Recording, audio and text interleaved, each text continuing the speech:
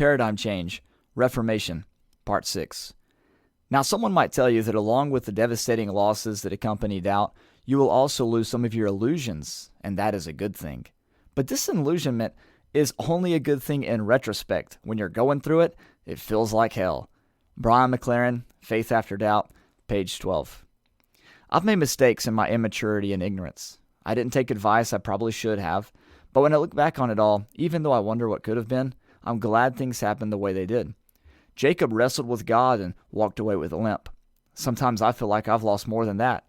But much like Paul in Philippians 3, nothing is compared to the joy, the peace, the freedom that I have found in Christ. My friend, mentor, and brother in Christ, Dr. Dallas Burdett, summed up my new paradigm well when he concluded in his own pilgrimage of faith, "It is not what you believe, the eager and sole inquiry of modern religious parties, but rather, in whom do you believe?"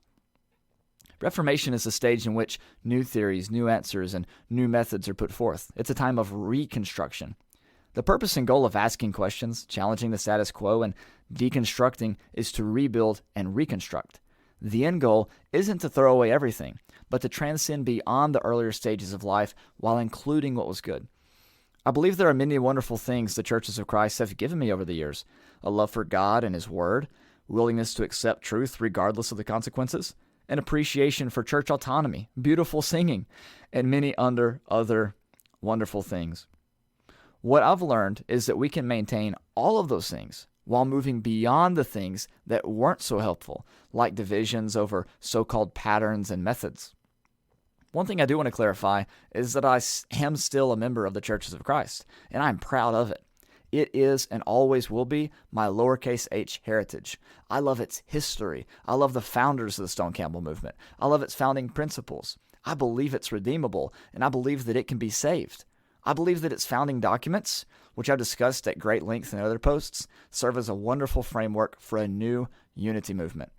As Neo in A New Kind of Christian explained, when someone is post-pubescent, they are not anti-puberty. They have simply moved beyond that stage in their life. The hormones changed them, matured them, morphed them into who they are.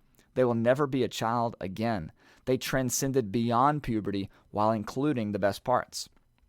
In the same way, I'm not anti-Churches of Christ, but I believe we must move beyond 19th century and even 20th century Christianity and embrace 21st century Christianity. That is not to say that we cease being the New Testament church. It just means that we take the best parts of our lowercase h heritage, include them in our new paradigm, and transcend beyond the rest. This does not mean that we doubt the salvation, integrity, or faithfulness of generations gone by. By going through this process, we actually honor their memory by building upon the work they have done. I don't want to raise my son to look like me, to be like me. I want to set him on a trajectory so that he can be more like Jesus than I am or that I could be. I want him to look back and say, "Dad, I appreciate where you brought me. I appreciate your contributions to my journey, your guidance, your love. But now it is time to build upon what you have done, to transcend beyond what you could do and allow the Lord to lead me to my potential, a potential you made possible through your efforts." This new paradigm of mine is one of love. It's one of faithfulness. It's one of mercy and justice. While I love our patterns, I do not love the exclusive attitude we've had concerning them. While I love our traditions, I respect others' traditions. While I love our teaching, I recognize that I'm fallible and that my background plays a big part in how I read the Bible. I'm trying to love God with all my heart, soul, mind, and strength, but I understand that my neighbor's heart, soul, mind, and strength is different from my own. So I must allow him or her to approach God in his or her own unique way, while ultimately knowing that regardless of which direction we travel, whether it be from the north, the south, the east, or the west, that the gates into the kingdom of heaven are located on every wall and that they never close because there is no night there. I believe that Jesus really is the way, the truth, and the life.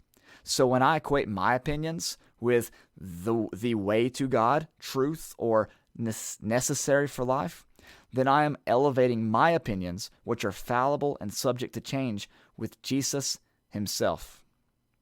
And I can no longer do that. I'm simply not perfect enough. And I do not want to say that my way is the only way when I am just a man. In my last article in this series, I want to tell you a little bit about where I am now and where I'm headed. Even though I'm young, I know that my life will change again before it's all over.